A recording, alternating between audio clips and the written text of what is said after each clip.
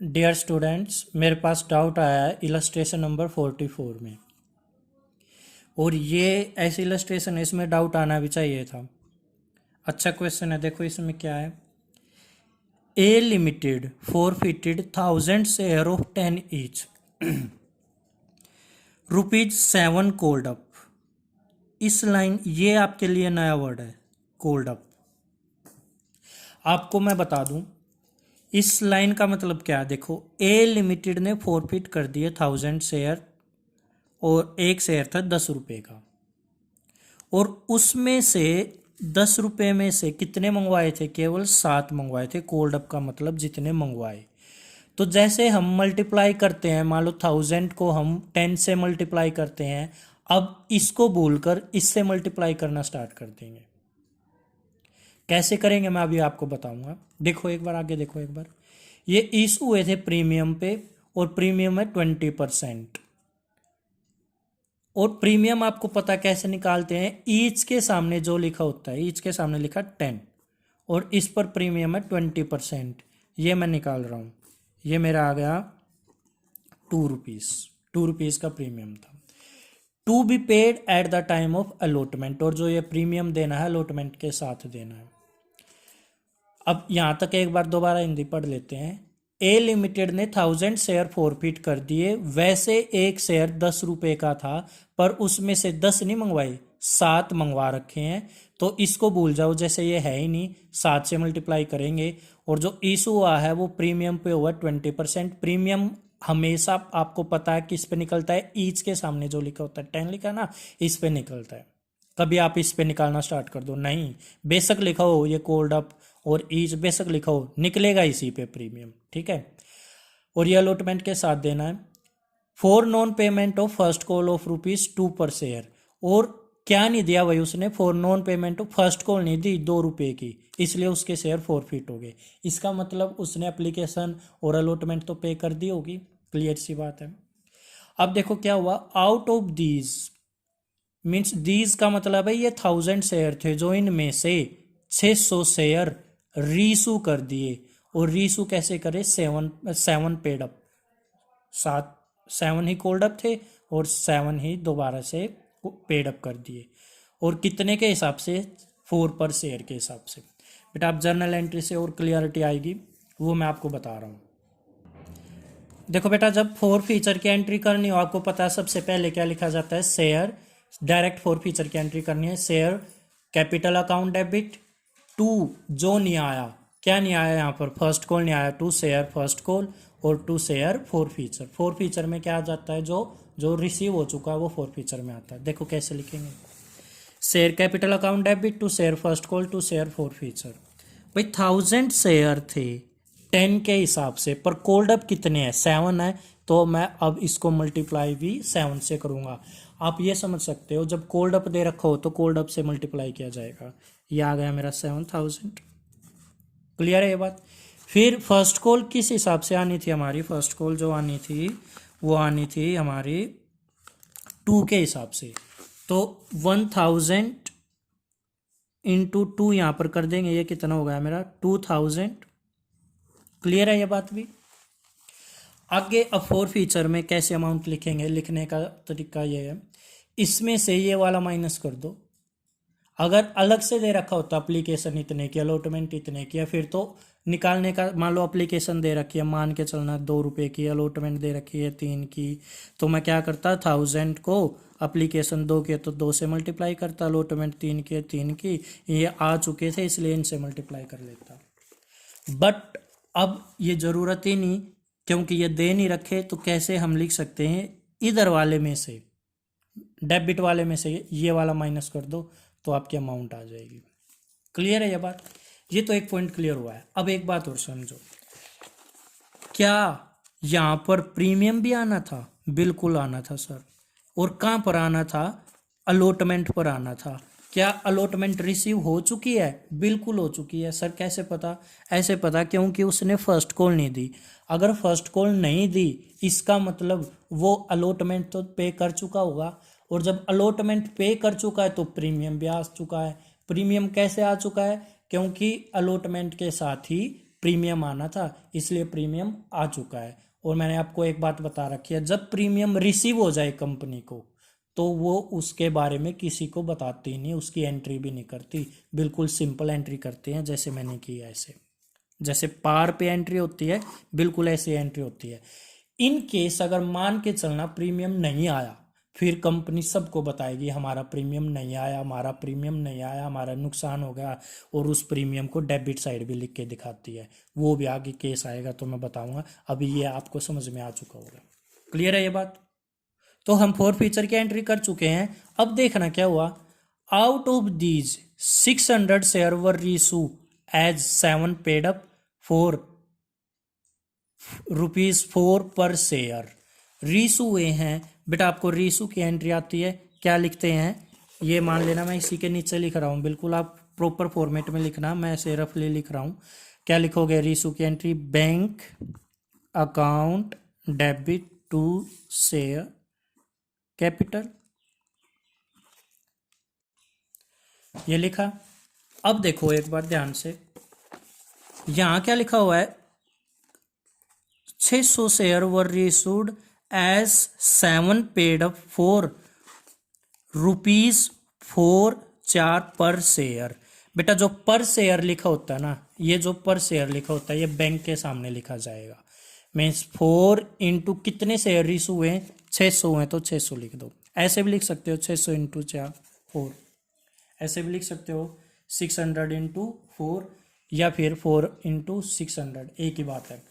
Means मैंने क्या बोला है, जहां पर शेयर लिखा होता है वो रीसू वाली एंट्री में बैंक के सामने लिखा जाएगा। बात पे गौर करना, मैंने क्या बोला है, जब जहां पर शेयर लिखा है, जैसे यहाँ पर कहाँ पर लिखा है पर शेयर, ये लिखा हुआ है, देखो ये लिखा हुआ है, ये लिखा देखो पर शेयर, उसको मल्टीप्लाई किया जाता है री इशू वाली एंट्री में बैंक के सामने। ठीक है ये बात? तो इसको मैंने मल्टीप्लाई किया, ये आ गया 2400। अब ये कैसे लिखें भाई, बेटा इसको री इशू वाली एंट्री में पेड अप से मल्टीप्लाई किया जाएगा। पेड अप कितना है, पेड अप है हमारा 7, पेड अप कितना है 7, तो पेड अप से मल्टीप्लाई करेंगे 600 इंटू 7। क्लियर है ये बात? तो ये आ गया मेरा 4200। आप ही बताओ 7 के हिसाब से पैसा मंगवाया, 7 के हिसाब से यहां पर देखो पैसा मंगवाया था कोल्ड अप, ठीक है, बट यहां पर जब रीस हुआ किस हिसाब से हुआ, 4 के हिसाब से, 4 के हिसाब से। सीधी सी बात है, कम पे इशू किया, 7 वाली चीज आप 4 रुपए में बेच रहे हो एक तरह से, तो ये आप क्या दे रहे हो, आप दे रहे हो बेटा डिस्काउंट। तो ये हो गया हमारा डिस्काउंट। डिस्काउंट कंपनी के लिए होता है नुकसान, मीन्स एक्सपेंस। एक्सपेंस को लिखा जाता है डेबिट साइड। सर क्यों लिखा जाता है, नॉमिनल अकाउंट का रूल है debit all expense and loss, तो डेबिट साइड आएगा। क्या यहाँ डिस्काउंट लिखा जाएगा, नहीं, डिस्काउंट की जगह क्या लिखते हैं फोर फीचर, तो यहाँ पर हम लिख देंगे share four feature account debit. Sir amount कितना, भाई फोर फीचर की डिस्काउंट कितने का हुआ, 3 रुपीज़ का। सर कैसे, 7 में से 7 के हिसाब से आना चाहिए था, 4 के हिसाब से आया है, तो इसका मतलब 3। सर 10 के हिसाब से आना चाहिए, भाई 10 को भूल जाओ, ईच अगर कोल्ड अप दे रखा है तो इसको भूल जाओ, ईच वाले के सामने जो 10 लिखा है इसको भूल जाओ, तो इसके हिसाब से चलो। अब 7 के हिसाब से आना चाहिए था, आया किस हिसाब से, 4 के, 3 रुपये का क्या हो गया डिस्काउंट। 600 को 3 से मल्टीप्लाई करो, कितना आ गया 1800 रुपये, तो यहाँ पर कितना आ जाएगा 1800, क्योंकि 3 का डिस्काउंट हुआ है, 3 को मैंने मल्टीप्लाई किया 600 से, ये आ गया मेरा 1800। एक तरीका ये है, दूसरा एक और तरीका ये 1800 लिखने का, 4200 में से, मीन्स इसमें से ये वाला माइनस कर देना। देखो 4200 में से 2400 माइनस कर दो, ये 1800 ही आना है, ठीक है, ये 1800 ही आना है, ये आ गया। यहाँ तक 2 एंट्री आई समझ में, फर्स्ट एंट्री मेरी ये बनी है और सेकंड एंट्री मेरी ये बनी है। आगे देखो अब क्या हुआ, देखो बेटा हम ये 2 एंट्री मैंने दोबारा से पेज पे लिख ली है। पहली एंट्री हमारी बन चुकी है, share capital account debit to share first and forfeiture, ये अमाउंट आ चुकी है। Second bank account debit forfeiture account debit to share capital, ये अमाउंट आ चुकी है। थर्ड एंट्री हमारी देखो क्या बनती है, share for future to capital reserve, ये एंट्री बनती है। अब ये अमाउंट कैसे आई है इसमें आप उलझोगे, ये अमाउंट कैसे आई है मैं बता देता हूँ। आज तक आप क्या करते थे, देखो फोर फीचर हुआ हमारा, ये फायदे वाला फोर फीचर है 5,000 का। ये फोर फीचर रीसू के टाइम जो फोर फीचर यहाँ डिस्काउंट के नाम के लिखा था, ये नुकसान के नाम का लिखा था, ये नुकसान 1800। हम क्या करते थे, फायदे वाले फोर फीचर में से नुकसान वाला फोर फीचर माइनस कर देते थे और जो आता था अमाउंट लिख देते थे। हुआ अभी भी ऐसे है बट थोड़ा सा डिफरेंस है, एक बार समझो। अब मेरे को बताओ शेयर ईसू कितने हुए थे 1000 और रीसू कितने हुए हैं 600। क्या ये अमाउंट सेम है, अलग अलग है ना।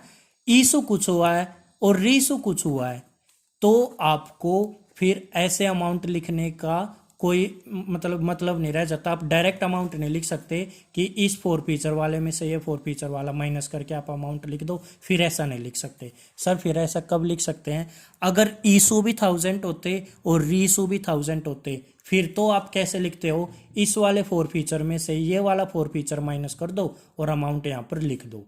बट ध्यान से समझना, अगर यहाँ पर ईसू कुछ है जैसे 1000 है और रीसू कम है 600 है, ये अलग अलग हो गया ना, तब आप ऐसे डायरेक्ट माइनस करके नहीं लिख सकते। कैसे नहीं लिख सकते, एक बार और समझो मैंने क्या बोला है। जब यहाँ पर ईसू भी सेम हो और री ईसू भी सेम हो, मान लो यहाँ भी 1000 है यहाँ भी 1000 है, तो आप क्या करोगे, यहाँ जो लिखा है फोर फीचर में इसमें से ये वाला माइनस कर दोगे आप और जो आएगा यहाँ पर लिख दोगे। बट अब ये अलग अलग है, ये 1000 है ये 600 है, तो आप ऐसे नहीं लिख सकते। फिर कैसे लिखोगे वो समझो। देखो एक बार, देखो भाई 1000 शेयर पे, ये वर्किंग नोट में कर लेना आप, 1000 शेयर पे फोर फीचर में कितने गए हैं, कितने गए 1000 शेयर पे फोर फीचर में, 1000 शेयर पे गए हैं फोर फीचर में 5000।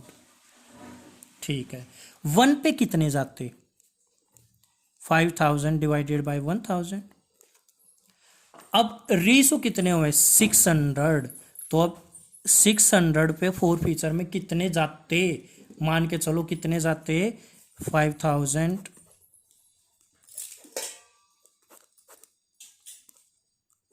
3000 जाते।